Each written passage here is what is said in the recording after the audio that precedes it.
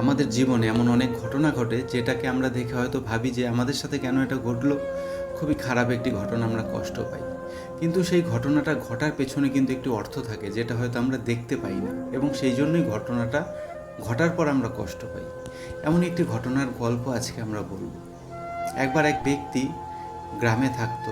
সে প্রচুর দূর থেকে তার প্রত্যেক দিনকার প্রয়োজনীয় জল নিয়ে আসতো, কাঁধে করে নিয়ে আসতো একটি বাঁশের মধ্যে দু সাইডে দুটো ঘটি বেঁধে।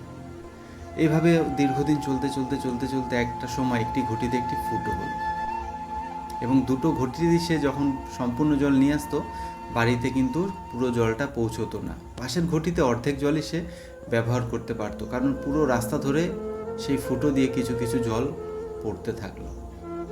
একদিন দুটো ঘটি পাশাপাশি রাখার পর প্রথম ঘটিটা বলল যে, তোর জীবন তো ব্যর্থ, তোর জীবনে কোনো মূল্যই নেই, কারণ তুই ফুটো, ছিদ্র, তুই তোর মালিকের সম্পূর্ণ কাজ করে দিতে পারিস না। তোকে এত কষ্ট করে মালিক জল ভর্তি করে নিয়ে আসে, সম্পূর্ণ জলও কিন্তু তুই বাড়িতে পৌঁছে দিতে পারিস না।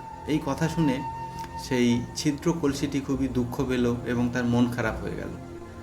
একদিন সে সেই মালিককে বলল যে, মালিক, আপনি তো অনেক দিন আমাকে ব্যবহার করলেন, এবার আমাকে আপনি ফেলে দিন, কারণ আমার মধ্যে ছিদ্র হয়ে গেছে, আমি আর আপনার উপকারে লাগছি না। আপনি এত কষ্ট করে জল নিয়ে আসেন, সম্পূর্ণ জল তো বাড়িতে আমি পৌঁছে দিতে পারি না, অর্ধেক জলই পৌঁছে দিতে পারি। তাকে অবাক করে দিয়ে তার মালিক বলল যে, আমি অনেকদিন আগেই দেখেছি যে তোমার মধ্যে ছিদ্র হয়েছে, আমি তোমাকে ইচ্ছে করেই ফেলিনি। তখন সেই ঘটিটি বলল, কেন?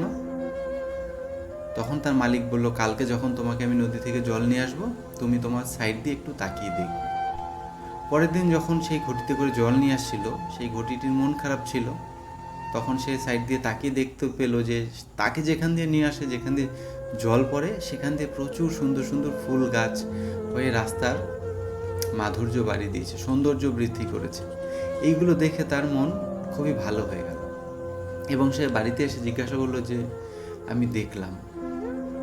তখন তার মালিক বলল যে, তুমি তো তোমার দিকের ফুলগুলো দেখলে, তুমি কি অপর দিকের রাস্তাটি দেখেছো, যেই কলসিতে কোনো ছিদ্র নেই? তখন সেই কলসিটি বলল, না। তখন তার মালিক বলল, তুমি যদি দেখতে তাহলে দেখতে পেতে সেই দিকে কিন্তু কোনো ফুল নেই। তোমার মধ্যে থেকে যে জলটা মাটিতে পড়তো, সেই জলটা মাটিতে নরম ভাব করে রেখেছিল, এবং এখানে আমি কিছু বীজ ছড়িয়ে দিয়েছিলাম। এর ফলেই সেই রাস্তার সৌন্দর্য অনেক গুণ বেড়ে গেছে। তুমি তোমার জল পড়াটাই দেখলে, জল পড়ে যেই সুন্দর ফুলগুলো ফুটেছে সেগুলো তুমি দেখলে না, তাহলে তোমার মনটাও কিন্তু খারাপ হতো না।